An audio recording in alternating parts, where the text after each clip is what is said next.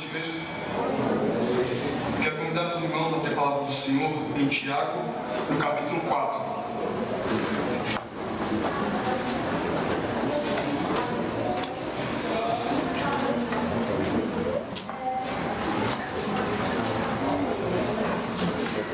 Tiago, capítulo 4. Hoje nós vamos ler do verso 1 até o verso 12.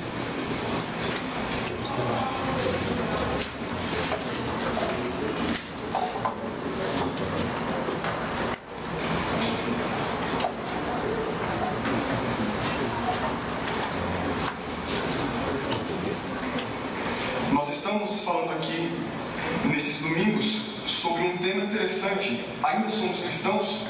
Uma pergunta que está sendo respondida dominicalmente com base na epístola de Tiago. Hoje nós vamos ler então Tiago capítulo 4, onde nós vamos discorrer um pouco sobre aquilo que foi falado na semana passada. Semana passada o nosso pastor falou sobre Tiago no capítulo 3, do versículo 13 ao 18, sobre a importância da sabedoria e a natureza da sabedoria divina. Hoje, discorrendo um pouco sobre Tiago, eu quero que os irmãos entendam que o capítulo 4 ele é uma continuação muito íntima do tema dado no domingo passado, na semana passada. Vamos ler então Tiago capítulo 4, do verso 1 até o verso 12. E o texto do Senhor diz assim: De onde procedem guerras e contendas que há entre vós? De onde, senão dos prazeres que militam na vossa carne? Cobiçais e nada tendes, matais e invejais, e nada podeis obter. Viveis a lutar e a fazer guerras, nada tendes, porque não pedis. Pedis e não recebeis, porque pedis mal, para esbanjardes em vossos prazeres. Infiéis, não compreendeis que a amizade do mundo é inimiga de Deus? Aquele, pois, que quiser ser amigo do mundo, constitui-se inimigo de Deus. Ou supondes que em vão afirma a Escritura, é com ciúme que por nós anseia o Espírito, que Ele fez habitar em nós? Antes, Ele dá maior graça, pelo que diz: Deus resiste aos soberbos, mas dá graça aos humildes. Sujeitai-vos, portanto, a Deus, mas resisti ao diabo, e ele fugirá de vós. Chegai-vos a Deus, e ele se chegará a vós outros. Purificai as mãos, pecadores. E vós, que sois de ânimo dobre, limpai o coração, afligi-vos, lamentai, chorai, converta-se o vosso riso em pranto e a vossa alegria em tristeza, humilhai-vos na presença do Senhor, e Ele vos exaltará. Irmãos, não faleis mal uns dos outros. Aquele que fala mal do irmão ou julga seu irmão, fala mal da lei e julga a lei. Ora, se julgas a lei, não és observador da lei, mas juiz.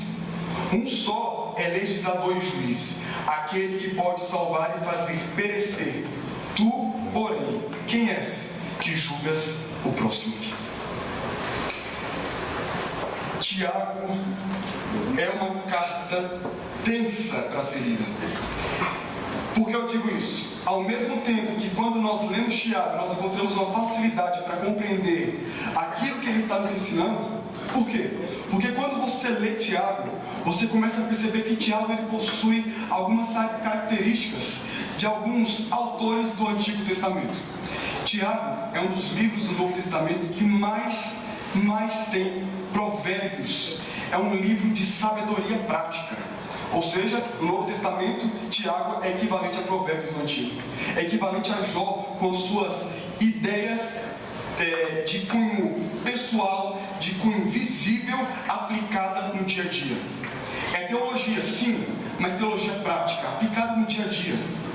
E é tão interessante porque Tiago, além de ter esse cunho pastoral, experimental, do dia a dia, Tiago nos mostra outra coisa também. Quando o próprio Tiago escreve essa epístola, essa carta, ele está escrevendo a um povo espalhado por todo o mundo.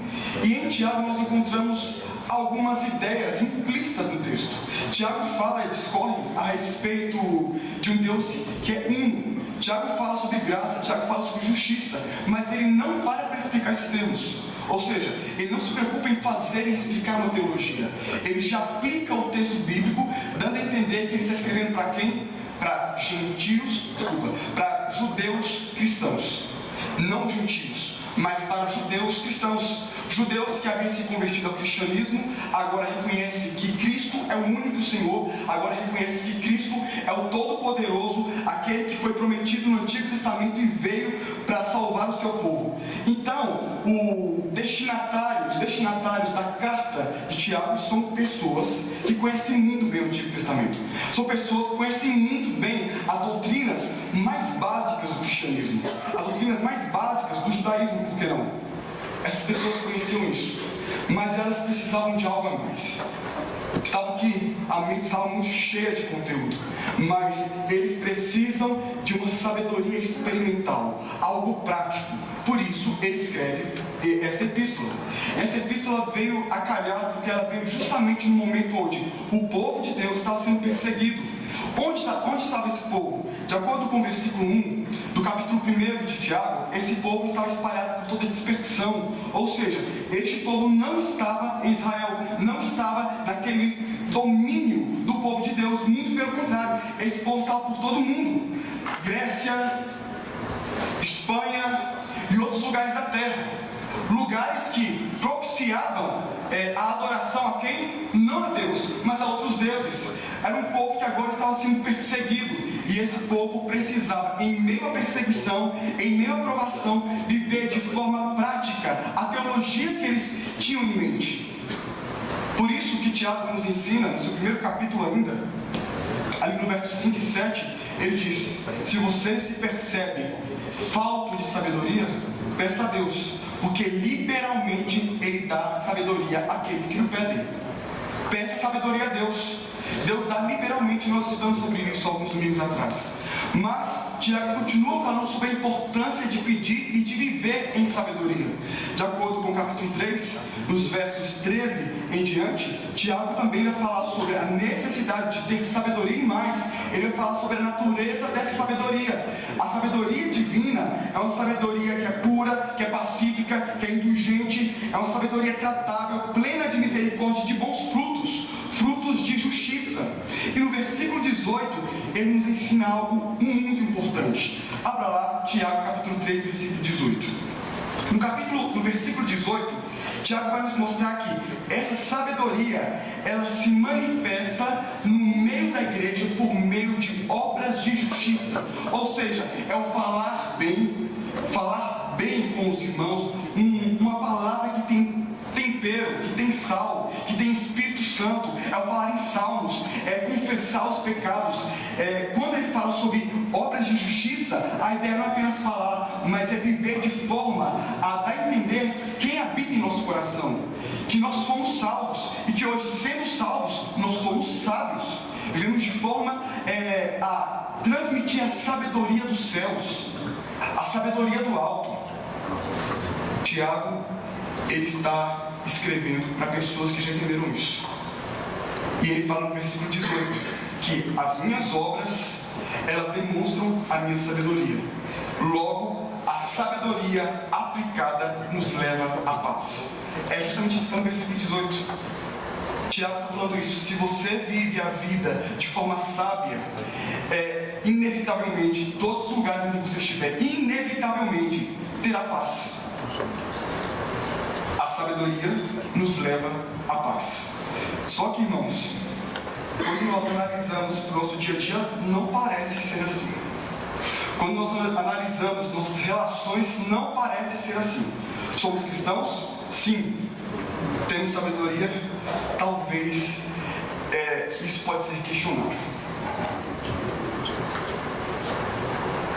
E diante dessa situação, Tiago então escreve o capítulo 4 para nos dar algumas advertências. Quais são essas advertências? As advertências que aparecem aqui no capítulo 4 de Tiago é para nos mostrar que existem alguns inimigos da paz. Existem alguns inimigos que não querem que nós sejamos agentes pacificadores, não quer que nós transmitamos a sabedoria que de forma prática leva à paz. Existem alguns inimigos. E quais são esses inimigos? Quais são essas advertências que Tiago nos leva a entender aqui nesse texto?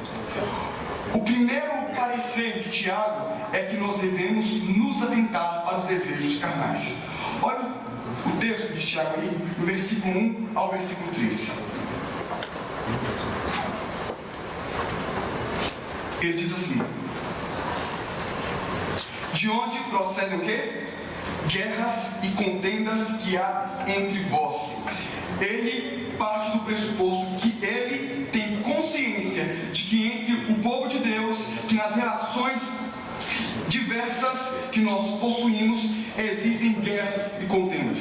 Os dois termos aqui são termos pesados para se referir ao povo de Deus. Os dois termos são pesados, porque guerra dá a entender de que o povo de Deus, ao invés de promover aquilo que é essencialmente seu, o amor, não vive o amor, mas vive em ódio. Contendas dá a entender de que aqueles irmãos estão tendo relações difíceis, verbais e até mesmo de forma física. Alguns irmãos estavam ali batendo um no outro. É tenso a situação. E ele fala: de onde procede as guerras e a contenda que existe entre vocês? De onde procede?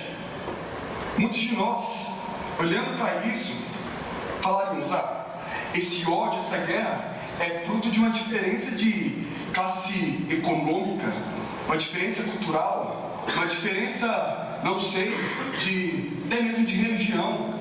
As diversas diferenças fazem com que as pessoas comecem a brigar umas com as outras. Alguns sociólogos podem até ir para esse lado, mas a grande verdade bíblica não é essa. A Bíblia nos apresenta outra alternativa. A Bíblia fala: de onde procedem as guerras e as contendas que há entre vós? E o próprio Tiago responde: de onde? Senão dos prazeres que militam na vossa carne. No nosso coração, no nosso interior, existem desejos que estão lutando uns com os outros, tentando dominar o nosso ser, e tristemente eles dominam. Tiago não fala aqui a respeito de quais são esses desejos. Pode ser o desejo de ter poder, o desejo de ter sexo, o desejo de ter o domínio, de ser agraciado por todos, de ser elogiado por todos. Não sabemos quais são, em essência, esses desejos, mas sabemos que estes desejos estão dominando aquele povo. Estes desejos dominam o coração daquele povo, degladiam entre si para um vencer. E à medida que eles estão brigando dentro de mim, sabe o que eu faço? Eu percebo que eles estão famintos, e eu preciso satisfazer os desejos do meu coração. E percebendo que eu preciso satisfazer os desejos do meu coração, consequentemente, o que eu faço? Eu me aproprio do pecado. Eu começo a cobiçar, eu começo a ter inveja, eu começo a, se possível, matar as pessoas. Irmãos, é justamente isso que Tiago está falando no versículo 2. Olha o que ele diz no versículo 2. Ele diz que o simples fato de desejarmos algo nos leva a, primeiramente, cobiçar, depois o quê? Invejar, assassinar, lutar e guerrear. Ele nos mostra que, para obtermos então o nosso desejo suprido, para alimentar a nossa vaidade, nós nos apropriamos do pecado, nós abraçamos o pecado. Só que tristemente, quando nós entramos nesse ciclo vicioso que é, temos um desejo, abrimos então o pecado como uma alternativa para conseguir alimentar esse desejo, consequentemente nós vamos para um terceiro ponto, que é o ponto infelizmente, nós não conseguimos nos alimentar. Nós temos um desejo, lutamos, mas nada que nós consigamos fazer contra o próximo vai alimentar o nosso coração. Você vai roubar, você vai matar, você vai fazer o que for possível, o que você pensar, mas entenda, você não poderá alimentar a sua vaidade. Você não pode alimentar a sua vaidade. Mas nós não entendemos isso. Nós vivemos nesse ciclo vicioso de ter um desejo, de tomar posse do pecado como um meio de alimentar o nosso próprio desejo. E infelizmente é nesse âmbito aqui que nós acabamos ferindo o nosso irmão, indo contra o nosso irmão, porque a cobiça é contra ele, a inveja é contra ele. O matar aqui é matar o nosso próprio irmão para ver nossos desejos satisfeitos. E esse matar é contra ele. Entenda, as discórdias que há entre nós não é porque nós somos diferentes socialmente ou por outros diversos fatores, mas é porque o desejo está dominando o meu e talvez o seu coração. E isso é triste, porque quando nós olhamos para a igreja, então nós percebemos que ao invés de ter um povo sábio, que sabe dominar a si mesmo, nós temos um povo carnal, um povo dominado por si. Um povo que não consegue entender que, à medida que ele alimenta a sua vaidade, ele, infelizmente, causa discórdia, alimenta a guerra.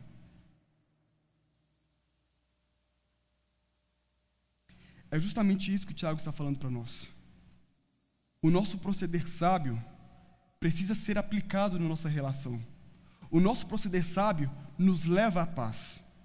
Mas antes, eu preciso tomar consciência de que o meu desejo imperioso, o meu desejo que reina sobre tudo, que reina sobre minha mente, reina sobre tudo que eu sou e tenho, muitas vezes pode ser, na verdade, sempre é, o fator de guerra, discórdia que há nas relações gerais, tanto na igreja, como em casa e em outros lugares.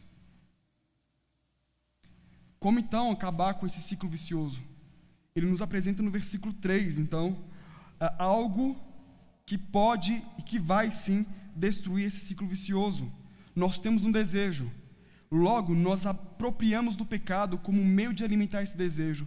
E Tiago ensina, você tem um desejo? Sim, você tem um desejo, mas aproprie-se de algo que seja correto, para quebrar esse ciclo vicioso, para alimentar verdadeiramente a sua alma. O que é? Versículo 3, a oração. Eu sei que você já sabe que a oração é importante. Eu também sei disso. Nós, como igreja, sabemos que a oração ela é importante e que a oração vem para edificar o povo de Deus. Mas entenda, parece que quanto mais nós sabemos intelectualmente, a nossa prática não manifesta isso. Muito pelo contrário, nós não utilizamos a oração para vencer nossos próprios desejos e, consequentemente, para perceber a paz no meio onde nós vivemos e estabelecemos relações.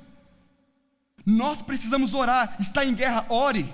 Não ore pelo irmão, não. Não ore para que Deus toque o coração dele, para que Deus toque o seu coração e quebre esse desejo imperioso que reina sobre você. Ore. Olha o que ele diz no verso 3. Eu fechei aqui, deixa eu abrir, irmãos. Ele diz no verso 3. Pedis, no verso 2, na verdade, no finalzinho do verso 2 ao verso 3, ele diz assim: nada tendes, porque não pedis. Pedis e não recebeis, porque pedis mal, para esbanjardes em vossos prazeres.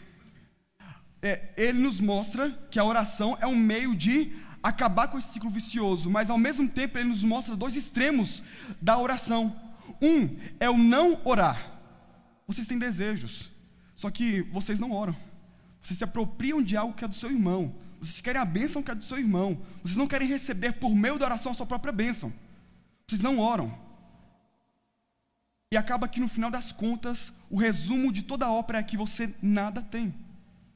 O oposto disso, é outro extremo da nossa vida, é que nós oramos, mas oramos para esbanjar nos nossos próprios prazeres. Nós oramos baseados em nossa própria cobiça. Nós não entramos em sintonia com os céus. Por essa razão, o próprio Deus não lhe dá aquilo que você pede. Eu gosto de um autor, eu sei que eu cito quase sempre ele aqui no púlpito, mas é porque ele escreve muitas coisas sobre a vida prática. C.S. Lewis, ele fala aqui, em um de seus livros, eu louvo a Deus, basicamente isso, eu louvo a Deus porque Ele não ouviu todas as minhas orações. O ouvir não é no sentido de estar no céu e não poder ouvir. Deus ouve, é no sentido de responder. Eu louvo a Deus porque Ele não respondeu todas as minhas orações. Eu também hoje louvo a Deus porque Ele não respondeu todas as minhas orações. Porque muitas das vezes nossas orações são feitas e dirigidas pela cobiça, pelo desejo maligno que há no nosso coração. Irmãos, nós devemos nos atentar para essa realidade. Rubem Alves, ele conta uma história bastante interessante. Ele conta que certo homem encontrou uma lâmpada mágica. E esse homem encontrou uma lâmpada mágica, e dessa lâmpada saiu um gênio. E o gênio disse para esse homem: você pode fazer qualquer pedido, mas apenas um pedido. Esse homem então começou a pensar o que ele ia pedir. Ele pensou em casa, ele pensou em mulheres, ele pensou em inúmeras coisas, palácios, domínio, começou a pensar em várias. A lista que esse homem tinha de desejo era grande, era gigantesca. Antes de falar, o gênio interrompe ele e já fala: olha, pensa aí direito, porque aquilo que você pedir, eu darei em dobro para o seu inimigo. Aquele homem começou a repensar então a sua lista. Ele andava para um lado, para o outro, e começava a repensar a sua lista. O que eu vou pedir? O gênio então chega para ele e fala: pois bem, o que queres que eu te faça? O homem, sem pestanejar, respondeu: eu quero ficar cego de um olho.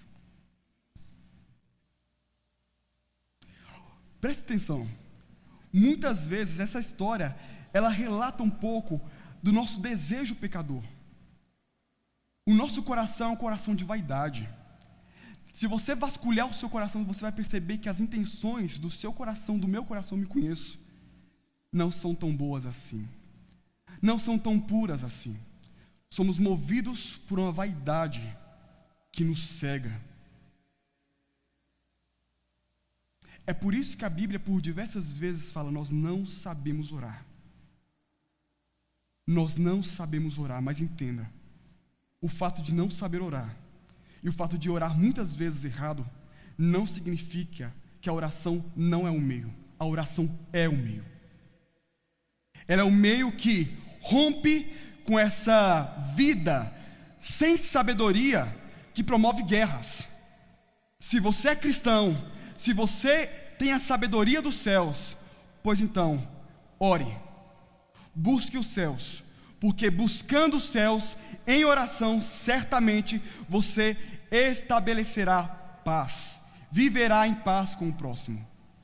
Daí, os versos 11 e o verso 12 de Tiago nos mostra que a maledicência é condenada, porque pessoas que se consideram maiores umas que as outras, ao invés de se portar como humano, como um igual para outro igual, simplesmente se colocam no trono, olhando para os outros, colocando-se como juiz, superioridade, estabelecendo guerra, estabelecendo coisas que não devia existir entre o povo de Deus. Tiago está mostrando que tudo isso é derivado e a origem é do nosso orgulho, da nossa vaidade, da nossa prepotência. Irmãos, nós precisamos orar. C.S. Lewis, mais uma vez, ele diz que certa vez alguém perguntou para ele: por que você gosta de tanto de orar assim? Ele fala: Deus não precisa da minha oração, eu tenho certeza disso, por isso que eu gosto de orar. Deus não precisa da minha oração, eu que preciso dela, porque orando, o que acontece? A oração me aproxima de Deus, revela minha dependência, minha fome, minha sede por suas vontade, seu reino e sua pessoa. A oração muda principalmente a mim, minha visão de Deus, do meu próximo e das circunstâncias. Deus não precisa da sua oração, mas nós precisamos dela, para nos ajustar, para que a nossa vontade imperiosa e pecadora morra, e para que a vontade de Deus viva e cada vez mais possa nascer em meu e no seu coração. E vivendo essa realidade, orando e morrendo, orando e fazendo renascer em nós a vontade de Deus, assim nós vivemos uma vida de forma prática a transmitir sabedoria. A transmitir sabedoria, irmãos. Ok, nós precisamos nos atentar para isso. que o primeiro inimigo da paz, da pacificação, como uma demonstração de sabedoria, o primeiro inimigo é o nosso desejo imperioso. É o nosso desejo imperioso. Mas qual é então o segundo inimigo dessa paz? Está nos versos 4 até o verso 6. A palavra do Senhor diz assim: infiéis, não compreendeis que a amizade do mundo é inimiga de Deus? Infiéis, não compreendeis que a amizade do mundo é inimiga de Deus? O termo infiel aqui no grego, ele traduzido de forma literal é adúlteros. Olha que pesado. Adúlteros, não sabeis que a amizade com o mundo, a afeição com o mundo, torna-se necessariamente um ato de inimizade para com o próprio Deus? Vocês não estão compreendendo isso? Quando Tiago chama estes irmãos de infiéis ou adúlteros, ele está falando, em outras palavras, vocês estão quebrando a ordem de Deus, vocês estão quebrando o mandamento de Deus, vocês estão caminhando para um lado de pleno desejo pelo pecado, de plena afeição ao pecado. Vocês estão indo em contrapartida ao desejo de Deus. O que é amizade e o que é mundo aqui em Tiago? Amizade é afeição. Amizade é confiar. Amizade é um contrato de lealdade. Amizade é um contrato de confiança. Amizade é um contrato onde você diz: eu entrego o meu coração e você me entrega o seu coração. Isso é amizade. Um termo lindo, uma experiência maravilhosa na vida prática de todo cristão, de qualquer pessoa, na verdade. A amizade. O que é mundo aqui? Que Tiago está falando sobre mundo. Entenda, irmão, o mundo que Tiago está falando aqui não é um mundo criado por Deus no sentido físico. Ele não está falando, seja inimigo da criação, da natureza, dos animais. Não é isso. Ao contrário, quando o próprio Deus criou o mundo todo, em Gênesis capítulo 1, ele disse: é bom. Viu Deus que tudo era muito bom. Salmo 24, no versículo 1, diz que ao Senhor pertence toda a terra, toda a imensidão desse cosmos. Tudo pertence ao Senhor e reflete a sua grandeza. Entenda, Tiago não está falando para nós olharmos para esse mundo com a visão gnosticista, que tudo que existe aqui está tocado pelo mal e é mal em si mesmo. Não é essa a visão. Mas o mundo que Tiago está falando, ele está querendo falar de uma forma moral, de um sistema que é contra Deus, de um sistema de pecado corrupto, que pensa contrário à vontade de Deus, um secularismo, algo que vai contra o ser de Deus, a moralidade de Deus, a ética divina. É sobre isso que Tiago está falando. Ele não está dizendo para você: odeie ir para a praia, odeie as coisas que Deus criou nesse mundo. Não é isso que ele está falando. Ele está falando assim: odeie a visão contaminada, essa lógica, esse sistema corrupto que está permeado sobre o mundo. O mundo em si é bom, as coisas que Deus fez são boas. Agora, o mundo que jaz no maligno, o sistema, ele é mau, ele é ruim. E nós cristãos, os cristãos dessa época estavam olhando para esse mundo, flertando esse mundo, querendo estabelecer amizade com esse mundo, ou seja, afeição, troca de confiança. Como começa uma amizade? Uma amizade começa assim: nossa, eu também penso igual a você. Eu penso igual a você. Que fera, você pensa assim. E a partir daí começa a amizade.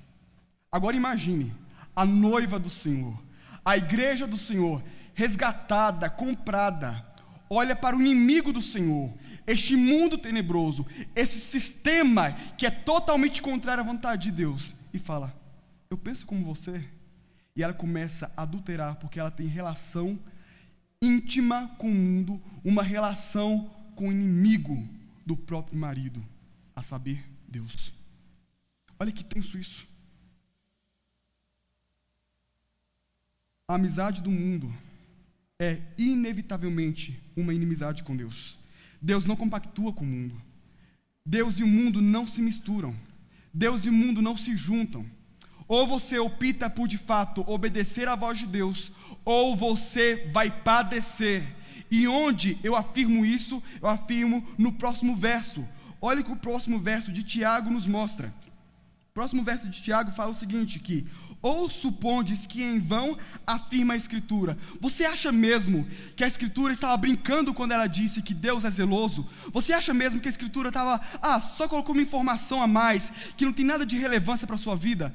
Irmãos, Tiago está fazendo com que os olhos destes destinatários aqui se voltem para o Antigo Testamento, onde Deus por diversas vezes havia falado que Ele tem ciúmes de nós, onde Ele é um Deus zeloso. Deuteronômio capítulo 5, versículo 6, o Senhor diz para Israel: pois eu, o Senhor teu Deus, sou o Deus zeloso.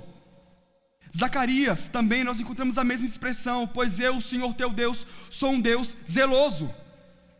E aqui em Tiago nós encontramos, ao invés do termo zeloso, o texto diz assim: é com ciúme que por nós anseia o Espírito que Ele fez habitar em nós. Ciúme. Esse termo parece ser grosseirão para Deus. Por quê? Porque geralmente o ciúme, ele é um aspecto do pecado nas relações humanas. O ciúme é um aspecto do pecado das relações humanas. Mas aqui Tiago está usando um termo muito pesado para aplicar à pessoa de Deus. O que na verdade esse termo quer dizer? No original, esse termo significa: Deus tem por vocês um amor furioso. Deus tem por você um amor violento. Ele não permite ver os seus tendo relação íntima com o seu próprio inimigo. E quando Deus olha para você como propriedade dele, tendo relação com o outro, Deus vai agir de forma impetuosa, furiosa. Contra quem? Contra o inimigo? Não, contra eu e você. Deus vai sacudir a minha vida e a sua vida, porque Ele não permite que os seus, aqueles que têm o Espírito Santo, o selo da promessa, Efésios capítulo 1, que diz que o Espírito Santo é o selo da promessa, aquilo que garante que eu pertenço a Ele. Deus não vai permitir que aqueles que o pertencem, simplesmente flertem com o pecado, amem o pecado, tenham relações com o pecado, ou com o mundo, o sistema deste mundo.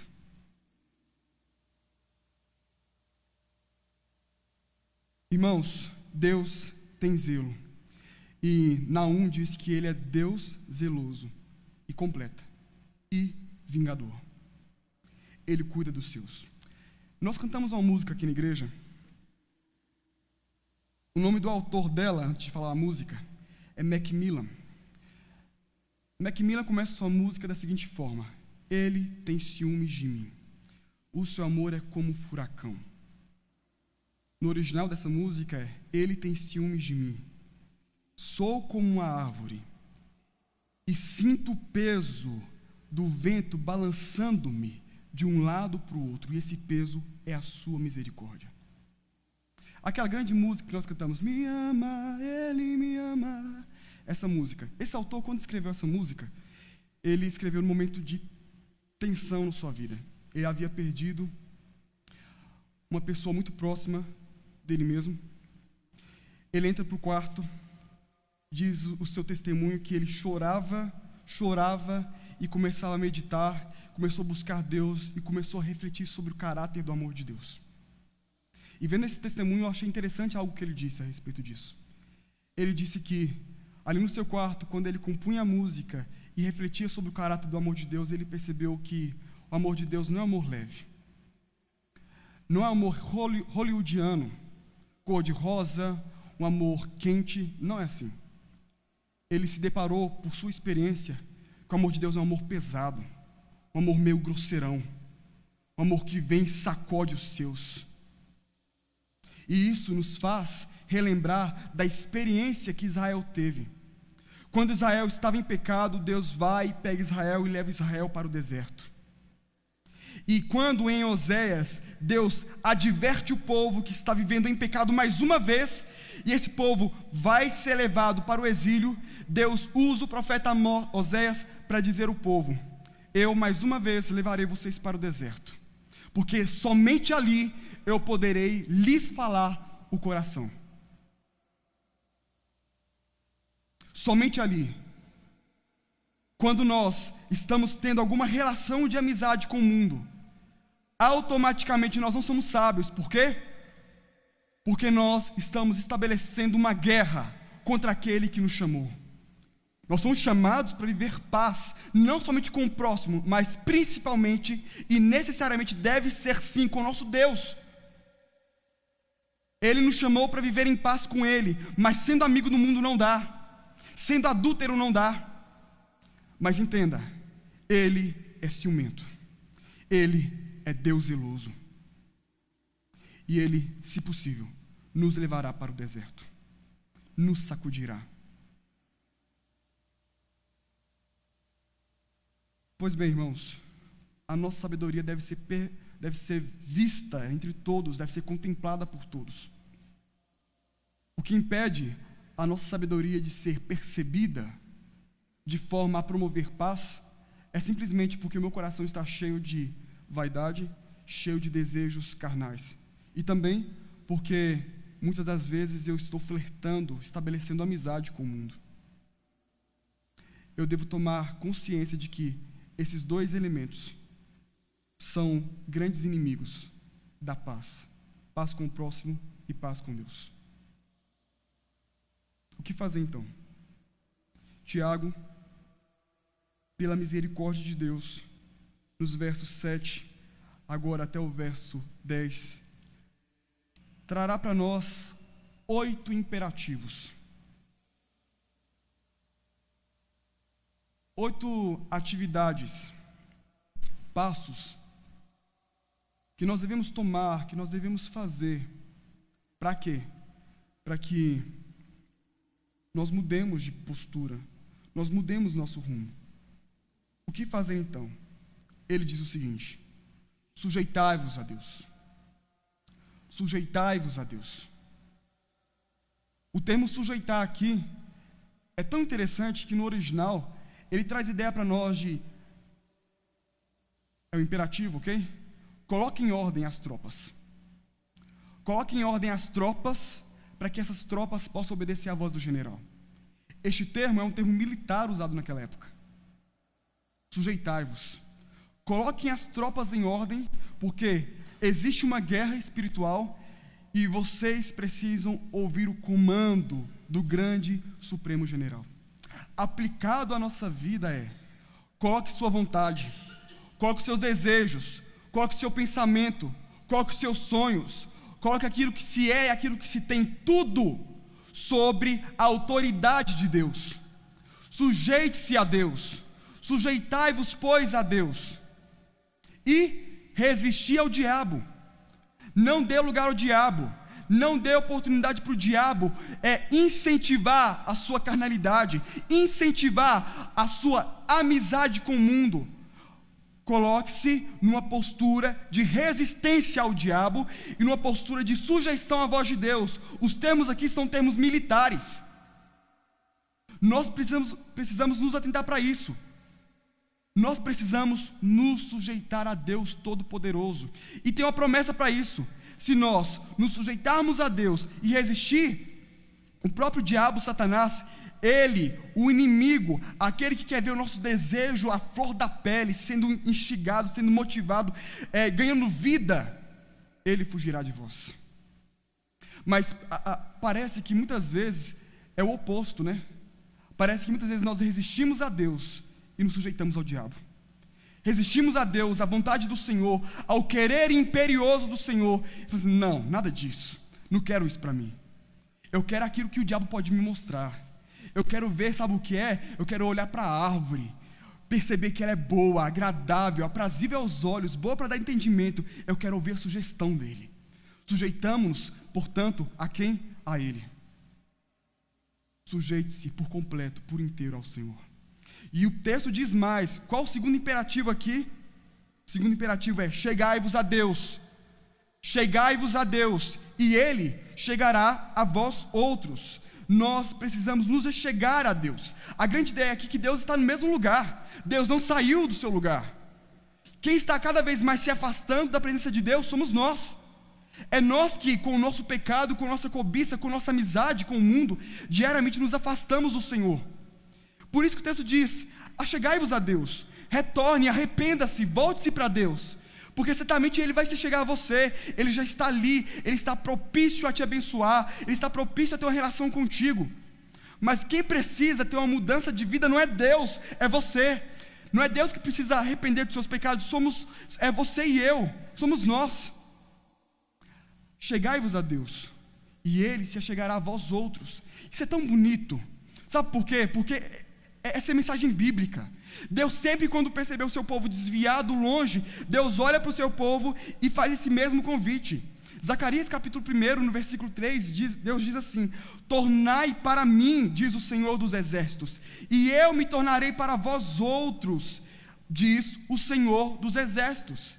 Tornai-vos para mim, chegai-vos a mim. Também em 2 Crônicas, no capítulo 15, no versículo 2, está escrito: o Senhor está convosco. O Senhor está convosco enquanto vós estáis com Ele. Se o buscardes, Ele se deixará achar, porém se o deixardes, vos deixará. Busque ao Senhor, chegue-se ao Senhor.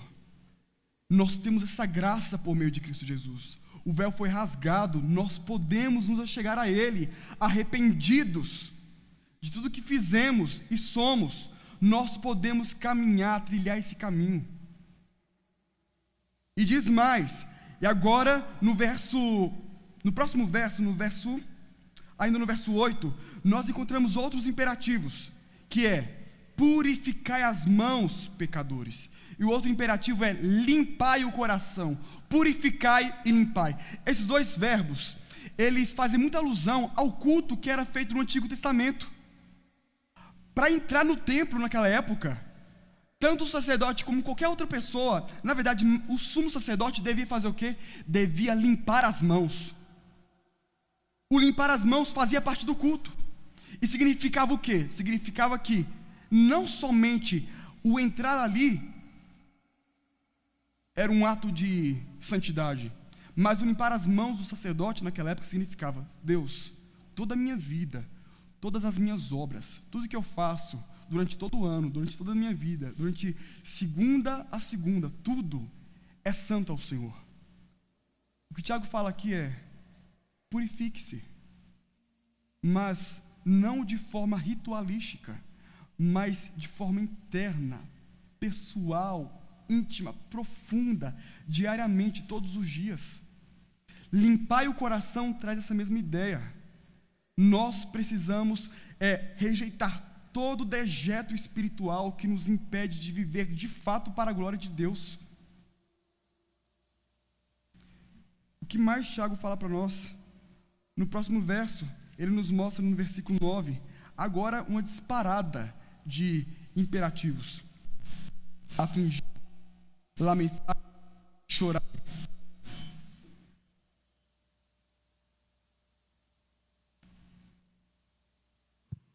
Afligi-vos, lamentai e chorai. Olha que interessante.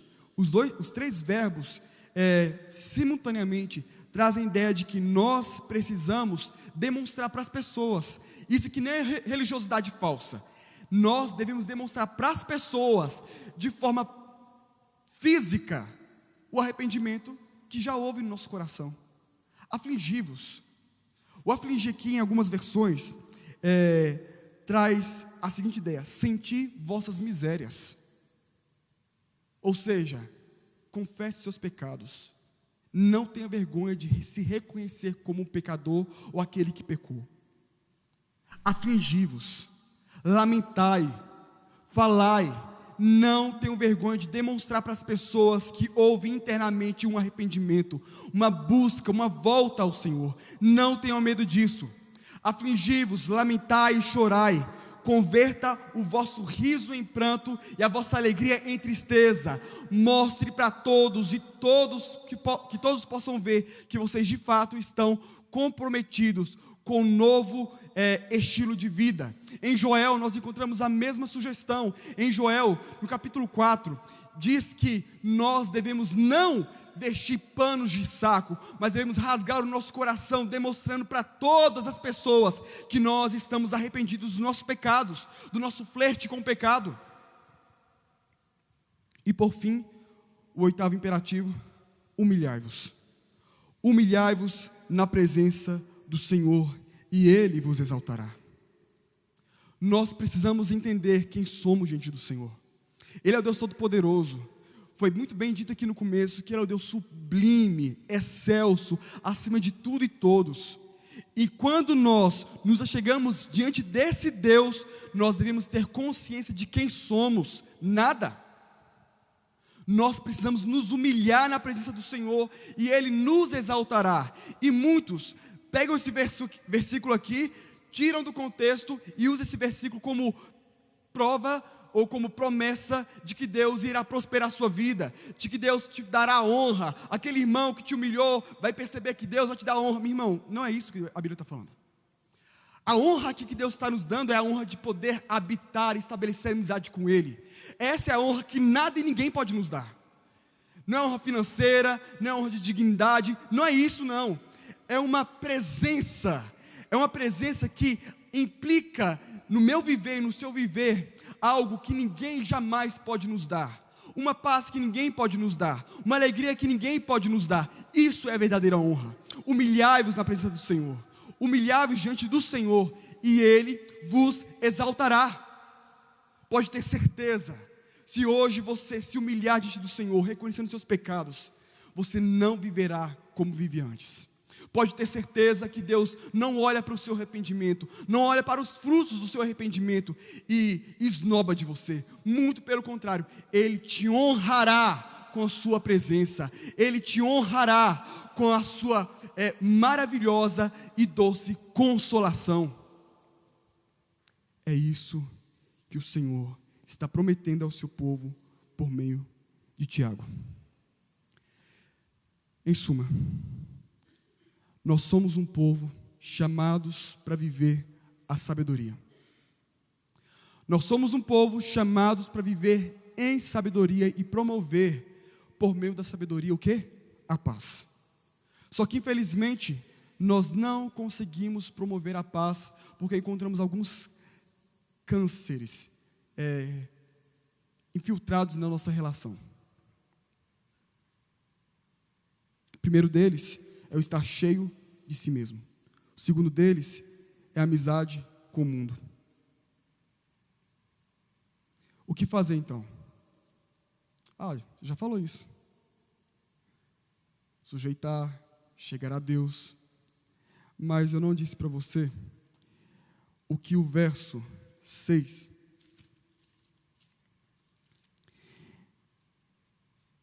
nos dá como elemento primordial. Antes, Ele dá maior graça. Antes, Ele dá maior graça. O que isso significa? Significa que se você sair daqui hoje, pelo seu próprio braço, por sua própria força, pelo seu próprio espírito, querer mudar de vida, querer estabelecer paz, querer dominar o seu coração, suas vaidades, você não consegue.